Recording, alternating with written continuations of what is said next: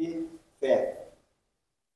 Realmente não te será possível deter as vítimas da precipitação. Aqui é alguém que clama intempestivamente por dias melhores, sem despender qualquer esforço para alicerçá-los. Ali é o amigo que desiste da tolerância e se desequilibra no espinheiral da inventação. Mais adiante, é o doente exigindo a própria cura em poucas horas, depois de organizar campo adequado para a longa enfermidade que o aflige. Com todos esses casos, retearás, inclusive talvez, através de familiares queridos que se mostram impulsos nesses quadros de intemperança mental, a se expressarem por estranhas perturbações. Lembra-te-as, porém, de que a ansiedade negativa só por si nunca serviu a ninguém. A aflição é inútil quase sempre, apenas mentaliza alucinações suscetíveis de piorar quaisquer problemas, já de si mesmos graves e complicados. Observa os padrões da natureza. A árvore não floresce sem habilitar-se no tempo para isso. Por mais vocifere um homem reclamando a luz solar direta, num hemisfério em que o relógio conta meia-noite, reconhecer-se-á obrigado a esperar pelo amanhecer. A lâmpada, para fazer-se clarão, deve ajustar-se à voltagem que se vincula. E uma criança, por mais prodígios de inteligência das quais dê testemunho, somente abraçará determinadas responsabilidades quando o tempo lhe acrescente madureza ao raciocínio. Das provas com que te defrontes, conserva a serenidade da paciência para que se sobreponha aos impactos inevitáveis do sofrimento que na terra comparece no caminho de todos. Age e constrói, abençoa e auxilia sempre para o bem, mas não te esqueças de que se não consegues estabelecer a harmonia e a segurança no íntimo dos outros, podes claramente guardar a calma e a fé no próprio coração. Então, com estas palavras que aqui foram proferidas, todos nós podemos nos concentrar, analisar os nossos pensamentos, inspirar profundamente, levar o nosso pensamento a Deus, ao nosso Mestre Jesus, refletir sobre o que nós viemos aqui dentro dessa casa de oração do céu, o que nós podemos fazer para que esse desafio que está em nossa frente possa ser amenizado, como podemos melhorar para interpretar melhor esse desafio a fim de encontrar o equilíbrio necessário para o nosso processo evolutivo. Todos nós, no nosso dia a dia, passamos por desafios, cada um no seu grau evolutivo, de acordo com as suas obras. Então, reflitamos sobre as obras que cada um de nós está fazendo e o que podemos fazer para melhorar e assim amenizar os nossos desafios. Rogamos a Deus, Pai, ao nosso Mestre Jesus, que através da espiritualidade e luz dessa casa, em especial do Rolário Del Veiga, nosso mentor espiritual, ilumine nossos corações com as energias necessárias a cada um dos nossos irmãos, de acordo com os nossos merecimentos.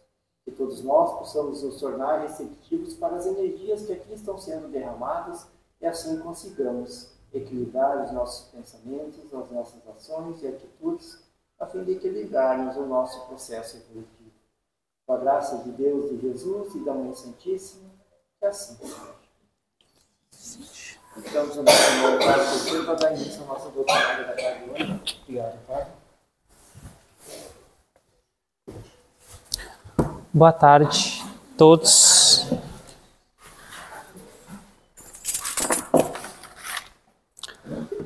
Queria começar agradecendo a oportunidade de estar aqui mais uma vez, agradecer aos trabalhadores da casa, pela oportunidade que me dão de vir aqui falar mais uma vez sobre questões que estão mais relacionadas à minha própria reforma do que à de vocês. Porque esse palco que tem aqui, ele é meramente algo material.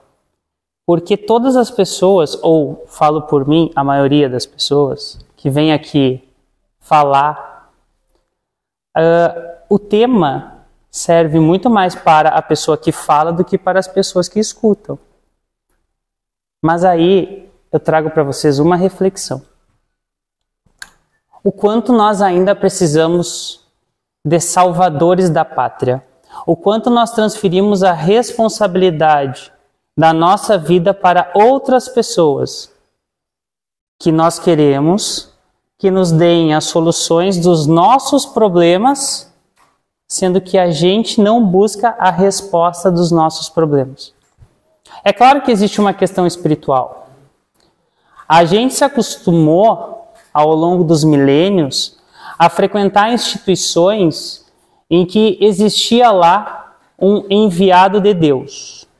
Um ser humano especial que dizia para todos os outros como deve se levar a vida. Na Igreja Católica a gente tem a figura do padre, em algumas outras igrejas nós temos a figura do pastor, e lá tinha um ser humano que guiava como que nós devíamos levar toda a nossa vida. Quando nós chegamos à doutrina espírita, quem guia as nossas vidas é Jesus. O único ser que passou pela Terra que tem reais condições de estabelecer um manual de conduta que nós devemos repetir é Jesus. É claro que pela misericórdia divina foi enviado para nós alguns irmãos mais perto da gente, como Chico Xavier, por exemplo.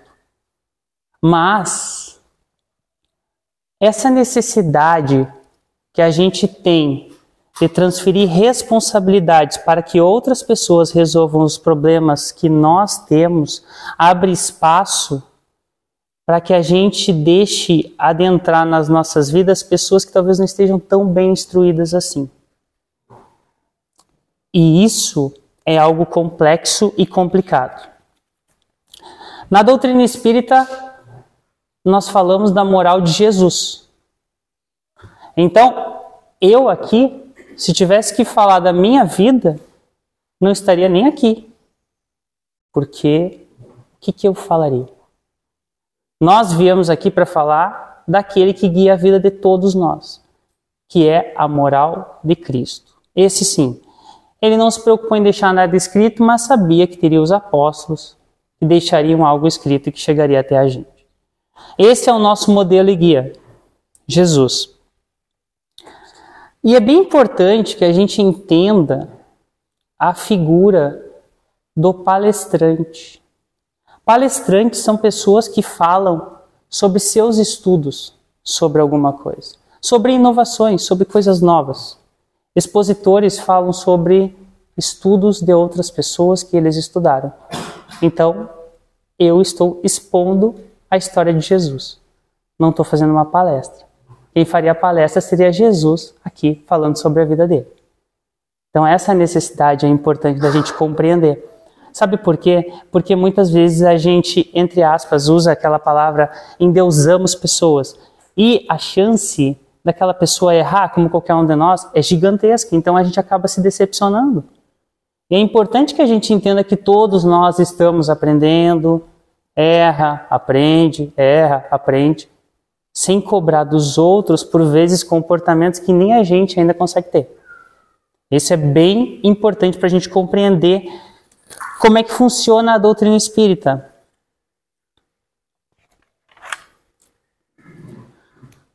Passados 2000 anos da vinda de Jesus, a gente ainda tem dificuldade em descobrir quais são as questões que nos afetam, quais são as questões que nós precisamos nos reformar. E tem uma palavra que é muito clichê, mas ela funciona muito, que é o ressignificar. Tem muita coisa ruim acontecendo na vida da gente, que a gente pode ressignificar e nos transformar. E aí, então, eu vou contar uma história da minha vida para vocês. Eu estava terminando a minha faculdade, ganhando a minha bolsa na universidade, que são muitos e muitos milhões de reais, uma coisa impressionante. E precisava tirar a carteira de motorista. Qual é o sonho da pessoa com 18, 20 anos? Tirar a carteira de motorista. Só que eu estava indo para a 5ª prova da autoescola.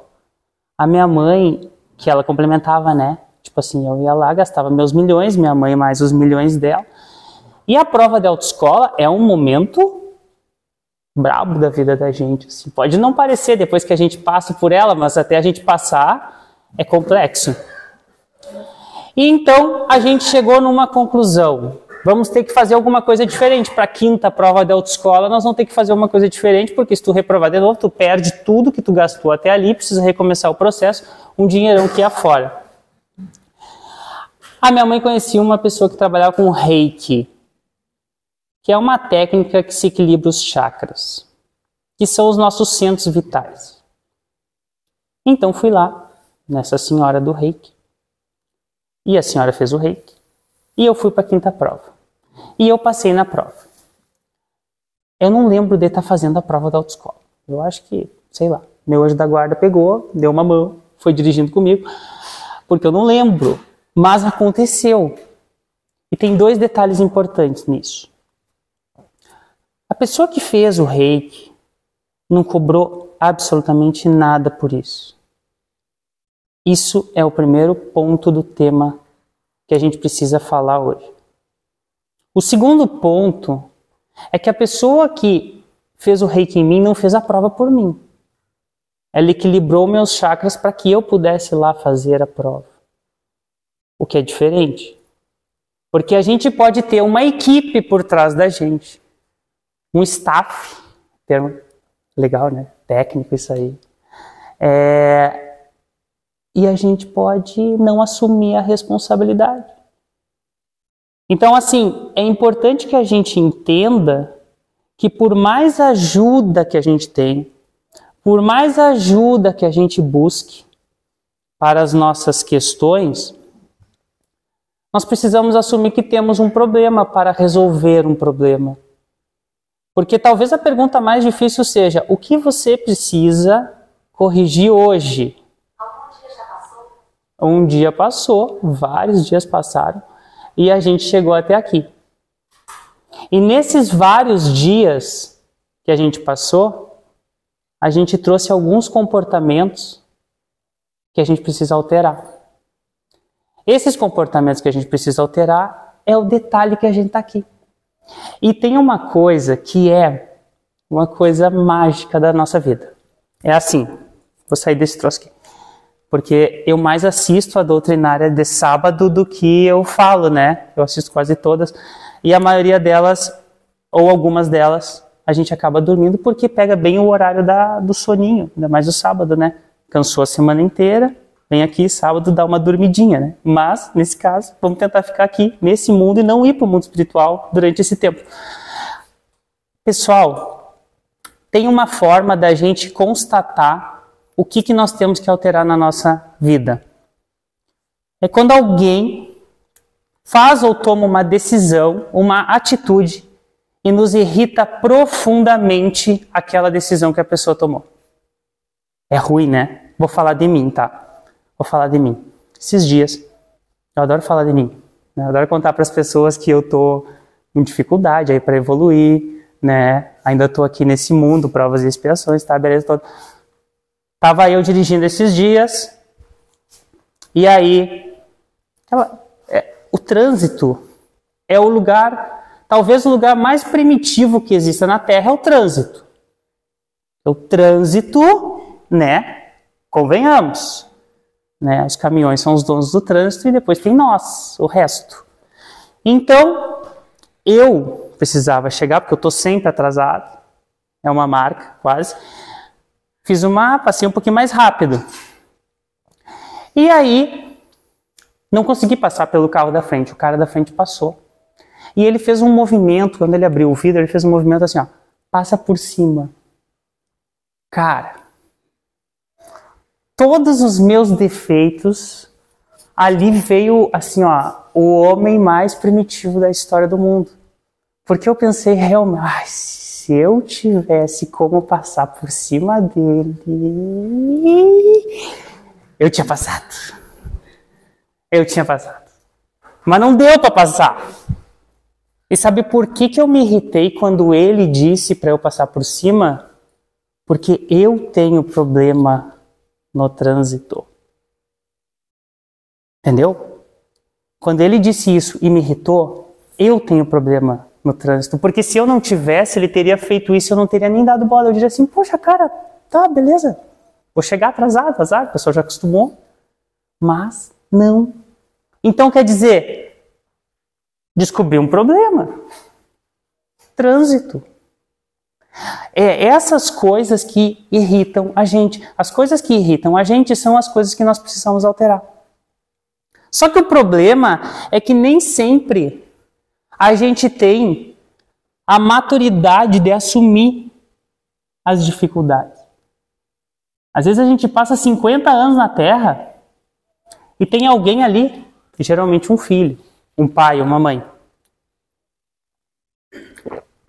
que está mostrando pra gente que a gente tem que mudar. Mas a gente não muda. A gente vai até o fim. Sabe a criança que se joga no supermercado porque não ganhou um salgadinho, um refrigerante? É nós, em larga escala. A gente não se joga no mercado, mas a gente não aceita a crítica. E por vezes a crítica é a forma da gente impulsionar o nosso progresso. Muitas vezes é. O problema é o seguinte: quando a gente não aceita as nossas dificuldades, a gente abre espaço para um salvador da pátria. Alguém que vai vir magicamente com todas as soluções. E como a gente ainda tem alguma dificuldade para trabalhar no campo do invisível com a mediunidade, há muitos seres mágicos que podem usar da mediunidade para mistificar algo que seria a solução mágica dos nossos problemas. E, infelizmente, essa semana aconteceu uma situação, eu pensei muito se eu falava ou não falava, mas eu acho que é importante falar. Eu não sei se vocês viram a notícia, uma menina que estava andando, uma cartomante passou por ela, leu a mão dela, disse que ela morreria em 3 dias, e aí ela ficou apavorada. Então ela perguntou para a cartomante como ela fazia para não morrer em 3 dias. A cartomante vendeu para ela um bombom, o bombom estava envenenado e ela morreu, para provar que ela estava certa. A gente, quando a gente acaba não tendo convicção do que nós estamos fazendo aqui, a gente abre espaço para toda e qualquer pessoa que tenha alguma ideia mágica de solução de problema. E então, a gente acaba correndo esses riscos. E é uma história verdadeira. Eu fui olhar. Ela é absurda, mas ela é verdadeira. Infelizmente, ela é verdadeira. É importante que a gente faça algumas análises do tipo assim, Jesus, olha só, tem pessoas que usam da mediunidade para curar pessoas, né? Usam da mediunidade para curar pessoas. E não são poucas as pessoas que fazem isso, e está tudo bem. Isso realmente acontece, porque são energias, nós somos energia, né? Nós temos na casa espírita, por exemplo, a energia do passe. Né? A energia do passe é uma coisa fantástica. Agora veja vocês, quando o passe passou a ser coletivo, algumas pessoas pararam de vir na casa espírita. Por quê? Porque não tinha um ser humano na frente delas transmitindo o passe. Ou seja, a necessidade do materialismo, a necessidade de estar ali vendo. Porque se eu não estou vendo, não está acontecendo. E não é assim que o processo funciona. Então, quando Jesus curava as pessoas, ele dizia assim, ó, e aí eu te curei, presta atenção, posso precisar de um favor no futuro, te ajudei nessa, talvez na próxima eu precise da tua ajuda. É isso que ele dizia? Não, ele não dizia isso. Ele dizia, a tua fé que te curou. Jesus dizia, a tua fé te curou. Jesus.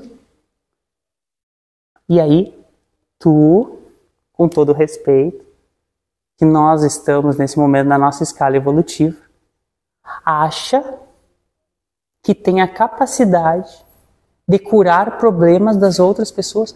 Eu não estou falando em ajudar. Ajudar é uma coisa, curar é outra. Curar é curar. É tu tirar um problema de uma pessoa, como Jesus fazia com as pessoas. Se Jesus dizia que a fé da pessoa curou ela, como que a gente vai resolver sair curando pessoas? Né? Quem que pode se curar de um problema? Quem que tem essa capacidade? Quem? Jean. É nós. É só nós. Às vezes a gente fica procurando solução e vai num lugar, e vai no outro lugar, e compra isso, e compra aquilo. Não, eu ouvi falar que se eu pintar minha casa de verde, eu vou ser feliz. Cara, como assim? A gente fica procurando externamente, é tudo no externo. É tudo externo, né? Tipo assim, não, se eu tiver o carro, aquele carro, eu vou ficar até mais bonito. E se tu ficar mais bonito, tu vai ser mais feliz? Ninguém disse que mais bonito é mais feliz. O Jean, por exemplo, é lindo, eu não sei se é feliz. Né, Jean? Então, é uma questão muito mais interna do que externa. É muito mais buscar dentro de si a felicidade do que ficar procurando e procurando e procurando numa busca incansável que às vezes dura 80 anos de felicidade. E tu tinha tudo para ser feliz. Se a gente fizer uma análise bem certa das coisas, todos nós que estamos aqui temos tudo para ser feliz. Mesmo com as dificuldades. A gente tem muita coisa para olhar, para pensar.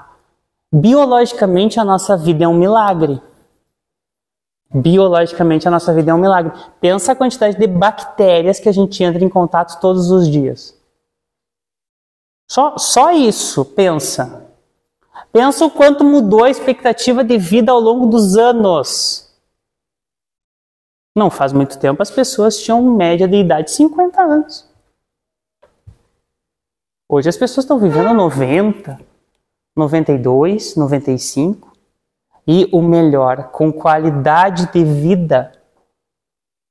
Porque não basta só viver, é preciso ter qualidade de vida. Então nós estamos melhores, nós temos motivos para ser felizes. Esse presente que Deus deu pra gente, chamado vida, é pra gente ser feliz. E aí vem a brincadeira, né? E pra cada um cuidar da sua. Não, calma, a gente pode ajudar um monte de gente. A gente pode fazer muita coisa boa pelas pessoas. Só que adianta ajudar alguém que não quer ser ajudado? Já levanta a mão quem tentou ajudar alguém que resolveu que não ia ser ajudado. Só eu. Pessoal, não precisa, tá? A câmera que está filmando vocês é a do mundo espiritual. Quando vocês desencarnarem, vai ter alguém lá e vai dizer: ah, tu dormiu naquela palestra que eu vi. Então aí, lá vai ser, a hora vai ser lá. Então assim,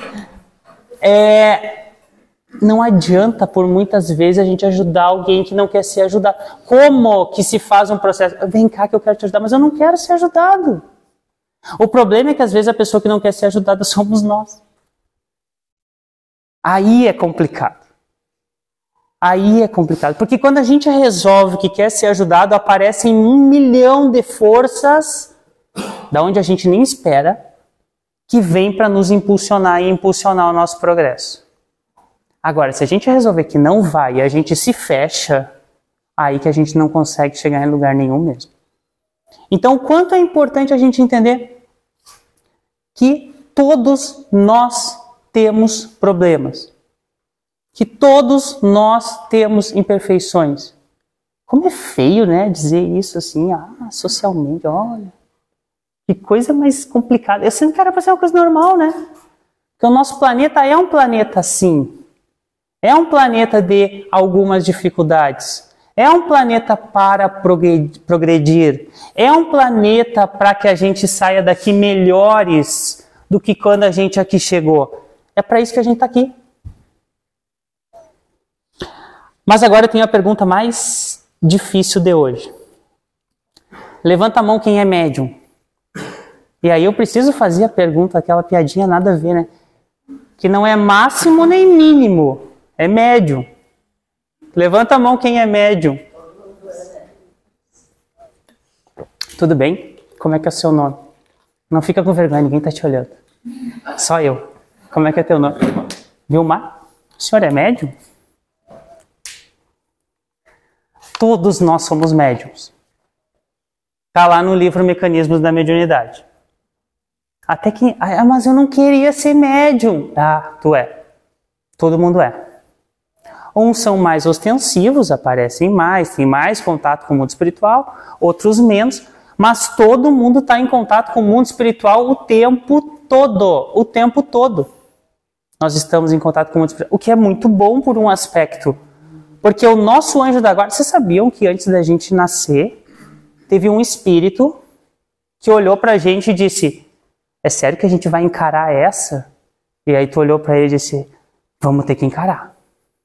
E aí ele veio contigo, ele está aqui, ele te acompanha.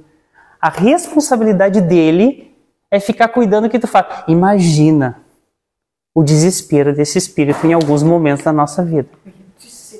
Eu lá no trânsito, lá, e o anjo da guarda dizendo assim: pelo amor de Deus, vai se matar ali no trânsito, para de correr. Então, a gente tem um anjo da guarda. A gente tem um espírito que está em contato com a gente o tempo todo. E ele é responsável única e exclusivamente por fazer a gente fazer as coisas certas. O problema é que nem sempre nós conseguimos ouvir e fazer o que ele está orientando a gente a fazer. Mas isso também faz parte, né, do nosso processo aqui. Pessoal, todos nós somos médiums. Mecanismos da mediunidade. Não é eu que estou falando, é o André Luiz. É o André Luiz ou o Emmanuel? Eu confundo. Chega uma hora que os dois viraram mais ou menos a mesma coisa na minha cabeça. Perfeito, obrigado. André Luiz. Mas aí eu pergunto para vocês. Vocês fizeram faculdade para ser médium? Alguém estudou para ser médium? Alguém aqui fez curso superior de mediunidade? Não. Nós não fizemos o curso superior de mediunidade. Mas a gente ainda trata a mediunidade como uma coisa mágica. De certa forma, isso é bom. O problema é quando a mediunidade ilude a gente. Porque, por exemplo, assim, vocês estão aqui hoje, sábado, ouvindo a gente falar aqui, né? Eu, de certa forma, toda vez que preciso falar para pessoas, eu me coloco numa condição para a espiritualidade do tipo assim: por favor, amigos espirituais, me salvem, que eu seja tipo um rádio que fala as coisas que o mundo espiritual quer falar. Então, é um trabalho mediúnico. Isso aqui, a exposição, né? De certa forma. Então, essa parte, entre aspas, mágica da mediunidade também é o que faz a gente acreditar no passe. Levanta a mão quem, quando toma passe, sente, entre aspas, um calorzinho na cabeça, sente uma sensação assim de alguma coisa boa, sai melhor do que antes quando tomou o passe. Eu sou essa pessoa. Eu sou essa pessoa. O passe para mim funciona muito. A água fluidificada, que a gente toma água assim, por favor, espiritualidade, coloca aqui exatamente o que eu preciso para que eu possa ficar bem, para que eu tenha uma...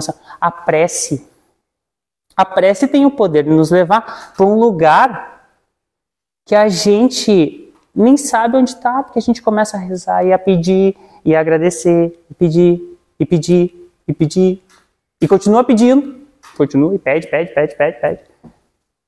A prece tem esse poder. Ela nos leva para lugares que a gente nem imagina. Então, esse aspecto da mediunidade que nos tira da zona de conforto, ele é maravilhoso, se a gente parar para ver. Agora, nós que estamos frequentando... Alguém bocejou. Eu ouvi. Eu ouvi, não foi do mundo espiritual. Eu ouvi, todo mundo ouviu. Eu ouvi. Até esqueci. Tá, volta.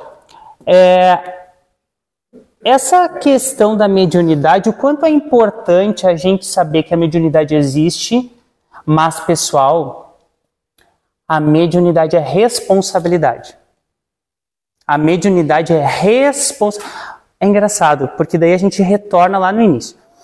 Imaginem, todos nós conhecemos essas pessoas que trabalham com mediunidade e que, por vezes, fazem adivinhação do futuro. Tu vai lá e descobre com quem tu vai casar. Tu descobre quantos anos tu vai morrer. E essas coisas todas. Aí eu pergunto para vocês. A espiritualidade séria, comprometida com o progresso do planeta Terra. Progresso do planeta Terra. Tá compreendendo? Segundo o Divaldo, cabe 21 bilhões de pessoas encarnadas no planeta Terra. Encarnadas. Ou seja, vai crescer a população ainda um absurdo. Quando a gente passa pela faixa nova, dá para ver que cabe bastante prédio ali ainda, né? Então acho que vai crescer bastante ainda. Vocês acham que a espiritualidade séria está comprometida com esse processo? Está preocupado em te dizer com quem tu vai casar? Não tá. Não está preocupado com isso. Essa espiritualidade não está preocupada com questões pessoais. Ela não está. O foco dos espíritos superiores é outro. Então, o quanto nós, que já temos algum conhecimento leve sobre a espiritualidade, a gente entender a que espiritualidade nós estamos nos colocando em risco, entre aspas. Porque essa pessoa que pode até realmente acertar lá, quando vê, acerta alguma coisa. Ela é uma pessoa mágica? Ela é uma pessoa santa? Ela é uma pessoa mais evoluída que os outros? Ou ela é uma pessoa mais responsável, mais comprometida e que escolheu usar da mediunidade como forma de progresso na sua reencarnação? Porque mediunidade é compromisso. Mediunidade não é ostentação, é uma palavra da moda, né? Da moda. Isso foi bem antiquado. Mas olha só, mediunidade não é para te ficar mostrando para os outros. Mediunidade é para tornar a vida das pessoas melhor. E melhor aonde? Dentro de uma casa espírita, por exemplo. Porque pensa vocês, o Carlos é aquele menino ali. Carlos adora bicicletas, muitas bicicletas. E aí tem uma bicicleta que é a bicicleta preferida dele. Mas aí o Carlos desencarnou o Carlos. Quem que vai ter que ajudar o Carlos a entender que não dá para levar a bicicleta para o mundo espiritual? Quem é a pessoa que vai fazer isso? Um médium. Porque a mediunidade é responsabilidade e é compromisso. Então os médiums que trabalham seriamente, que têm comprometimento e compromisso e responsabilidade, fazem muito bem. A quem? Aos encarnados? Sim. Mas principalmente a quem? Os desencarnados. Porque o nosso estilo de vida, ele é um estilo de vida bastante materialista, né? Quem aqui não fica esperando o dia 10/10 para comprar na Shopee com frete grátis? O 11/11, frete grátis. Tem que bater o dia com o mês. Aí tu tem frete grátis. Materialismo. Quem aqui está preparado para largar todas as suas coisinhas e ir para o mundo espiritual? Quem? E quem é que nos ajuda nesse processo? Quem está aqui. Né? Então, assim, ó, a responsabilidade do médium, ela é tão grande, que o Kardec deixou uma frase pra gente. A maior mediunidade que um ser humano pode desenvolver é a capacidade de amar. Essa frase é do Kardec. A maior mediunidade que a gente pode desenvolver aqui é aprender a amar. Então, a mediunidade ela não está restrita à questão, por exemplo, de uma mediúnica. Ela está incluída em todos os trabalhos que nós fizemos ao longo do nosso dia. Nosso trabalho, nós estamos sofrendo a influenciação espírita. Quantas vezes a gente está lá e tal, numa condição, e a gente olha alguém ali e pensa, poxa, eu vou ali perguntar como é que aquela pessoa está. Então, a gente tem que deixar de limitar a mediunidade a algumas questões e a algumas pessoas e entender que ela é presente nas nossas vidas. E nós precisamos ser extremamente sérios com a questão da mediunidade, porque a gente não pode se iludir. O resumo de hoje é o seguinte: a gente não pode se iludir com pessoas que têm a resposta dos problemas que nem a gente sabe que tem. Como é que alguém tem a resposta do problema que nem tu sabe que tu tem aquele problema? Não tem como fazer isso. Nós precisamos encarar a nossa reforma íntima. A gente precisa olhar para a gente com compaixão. A gente não precisa levantar uma meta absurda da gente desencarnar que nem Jesus, mas a gente precisa desencarnar melhores do que quando a gente encarnou. Em alguma coisa a gente tem que ter melhorado, porque é uma caminhada normal, é a lei do progresso, a gente sempre acaba melhorando. Algumas questões do médium são muito importantes. Por exemplo, assim, a questão da vaidade do médium é uma questão muito complexa. Imaginem vocês que vocês venham à casa espírita, e aí aqui na casa espírita vocês têm um atendimento espiritual, e a partir disso a vida de vocês melhora um monte. E aí vocês começam a entender que aquela pessoa que atendeu vocês na casa espírita resolveu todos os problemas da sua vida. E então vocês começam todos os sábados a vir aqui e abraçar aquela pessoa e dizer: muito obrigado, muito obrigado, tu é incrível. Nossa, que trabalho incrível tu faz. Nossa, tu é diferente. Nossa, tu é o melhor. E tu vai, o que tu vai fazendo? Vai aumentando o ego daquela pessoa. E ela vai começando a entender que ela é um médium super poderoso. Que ela é uma pessoa diferente. Que ela tem poderes especiais. Mas aí, uma pergunta importante. Da onde vêm os poderes do médium? Da onde que vêm as questões que fazem o médium conseguir te ajudar? Da onde vem a energia que o médium usa para colocar dentro do teu ser, para que tu saia daqui melhor? Foi ele que criou? Não, não foi. O médium, por mais instruído que ele seja, por mais dedicado e estudioso que ele seja, o fluido que ele trabalha é do mundo espiritual. E isso faz com que, essa é a parte mais polêmica da exposição, isso faz com que ele não tenha o direito de se apropriar daquilo, de tal forma que ele não possa cobrar por aquela atividade. Dar de graça o que de graça recebeste. Essa é a fala de Jesus. Eu jamais conseguiria criar um troço assim tão fantástico. Porque tu pode ser um mini system. Lembra do mini system? Mini system era um mini radinho que entrava um CD. Faz tempo, né? Ou tu pode ser um super rádio. Tá joia? E tu tem que buscar ser o super rádio. Agora, adianta ser o super rádio se tu não tem a energia elétrica ou a energia química da pilha para ligar o rádio, não adianta. A energia elétrica ou a energia química que liga o rádio é do mundo espiritual. Tu não comprou ela. Tu só melhorou a qualidade de quem transfere a informação. Mas a informação continua não sendo tua. E isso é o que faz com que nós tenhamos essa responsabilidade, primeiro, de não nos colocarmos em situações que venham a usar da mediunidade para preencher a nossa curiosidade.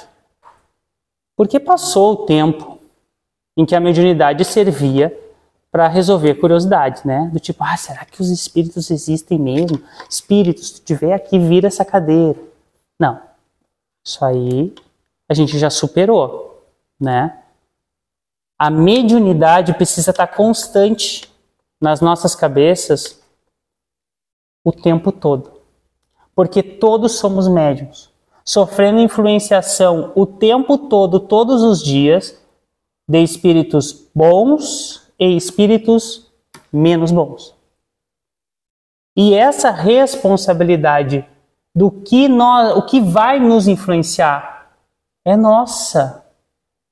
Eu não posso colocar a culpa no mundo espiritual se eu não tive uma atitude muito positiva, porque quem optou por acatar as sugestões menos felizes fui eu, não foi o mundo espiritual. A informação só vinha dali. Então, pessoal, para finalizar, a mediunidade é uma oportunidade de trabalho no bem e na caridade. Lembrem-se que a principal frase da doutrina espírita é: fora da caridade não há salvação. Então, olha o link. Fora da caridade não há salvação. Mediunidade é o trabalho no bem e na caridade. Logo, fora da mediunidade não há salvação. Fora da mediunidade não há salvação. Quando fala fora da caridade não há salvação, ninguém disse fora do espiritismo não há salvação. Nós podemos buscar fazer a caridade de milhões de maneiras diferentes, com a responsabilidade de não se envaidecer por ajudar os outros, porque quando nós estamos ajudando os outros, a gente está muito mais se ajudando do que ajudando os outros.